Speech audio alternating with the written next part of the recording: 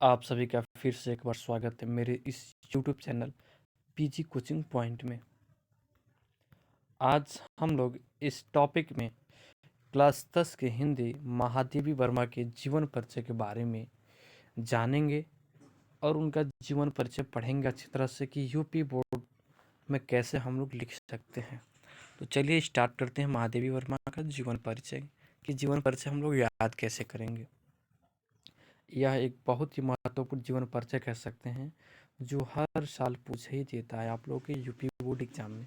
तो चलिए स्टार्ट करते हैं कि महादेवी वर्मा का जीवन परिचय जो है वो क्या है।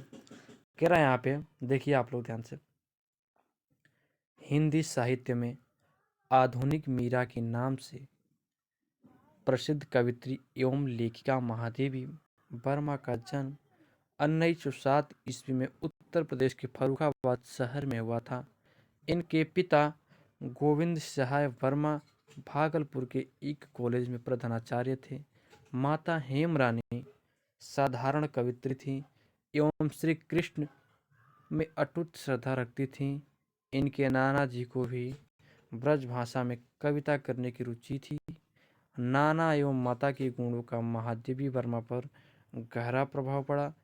इनकी प्रारंभिक शिक्षा इंदौर में और उच्च शिक्षा प्रयाग में हुई, यानी प्रयागराज में इनकी जो उच्च शिक्षा हुई वह प्रयागराज में ही प्राप्त हुई। ठीक है। और एक बात यहाँ पे ऊपर पढ़े ही हैं कि हिंदी की साहित्य यानी आधुनिक जो कहने वाली जो मीरा है वह महादेवी वर्मा के नाम से जाना जाता है। ठीक है।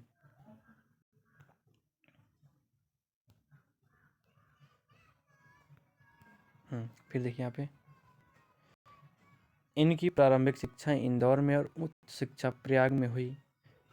9 वर्ष की अल्पायु में ही इनका विवाह शिव स्वरूप नारायण वर्मा से हुआ, किंतु इन्हीं दिनों इनकी माता का स्वर्गवास हो गया। ऐसी विकट स्थिति में इन्होंने अपना अध्ययन जारी रखा। अत्यधिक परिश्रम के फलस्वरूप इन्होंने मैट्रिक से लेकर एमए तक की परीक्षाएं प्रथम श्रेणी से ही उत्तीर्ण की। 1933 ईस्वी में इन्होंने प्रयाग महिला विद्यापीठ में प्रधानाचार्य पद को सुशोभित किया।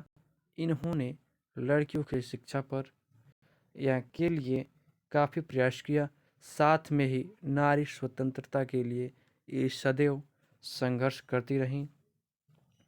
इनके जीवन पर महात्मा गांधी का तथा कला साहित्य साधना पर रविंद्रनाथ टैगोर का गहरा प्रभाव पड़ा। ठीक है।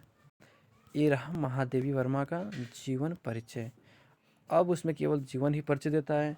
अब हम लोग पढ़ेंगे इसके बारे में, महादेवी वर्मा के साहित्यिक परिचय के बारे में। उसमें मात्र आप लोग 2-4 लाइनें लिख देना रहता है साहित्यिक जीवन परिचय के बारे में। ठीक है। भले नहीं पूछता है साहित्यिक परिचय लिखिए, लेकिन आप लोगों को लिख देना है, इससे एग्जामिनर को लगता है हाँ लड़का कुछ जानता है। ठीक है। तो चलिए इनका साहित्यिक परिचय प्रकाश डालते हैं कि इनका साहित्यिक परिचय क्या था। तो देखिए यहाँ कह रहा है, महादेवी जी साहित्यिक और संगीत के अलावा चित्रकला में भी रुचि रखती थीं। सर्वप्रथम इनकी रचनाएं चाँद नामक पत्रिका में प्रकाशित हुई। ये चाँद पत्रिका की संपादिका भी रहीं। ठीक है। इनकी साहित्य साधना के लिए भारत सरकार ने इन्हें पद्म भूषण की उपाधि से अलंकृत किया। इन्हें शेक्सपियर तथा मंगला प्रसाद पुरस्कारों से भी सम्मानित किया गया। 1983 ईस्वी में उत्तर प्रदेश हिंदी संस्थान द्वारा इन्हें 1 लाख रुपए भारत भारती पुरस्कार दिया गया तथा इसी वर्ष काव्य ग्रंथ यामा, ठीक है, पूछता है कि काव्य ग्रंथ यामा किसकी रचना है। ठीक है। तो आप लोग याद रखे रहिएगा। इन्हें भारतीय ज्ञानपीठ पुरस्कार प्राप्त हुआ। ये जीवन प्रयत्न प्रयाग में ही रहकर साहित्यिक साधना करती रहीं।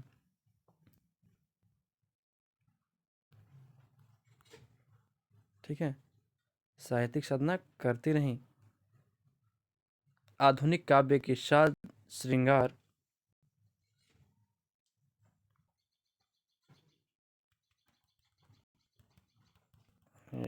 देखिए आप लोगों को दिखाता हूँ।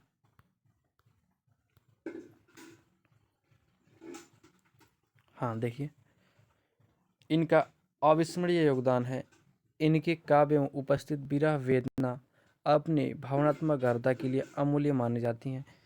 इन्हें इन्हें आधुनिक युग की मीरा भी कहा जाता है। ठीक है, इन्हें आधुनिक युग का क्या कहा जाता है, तो आप लोग याद रख रहिएगा कि मीरा कहा जाता है।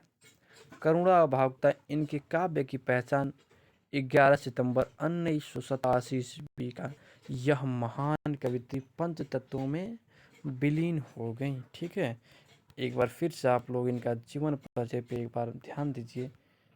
ठीक है, मैं यहाँ पे आप लोग को जूम करके दिखा दे रहा हूँ। यह हर साल पूछ ही देता है।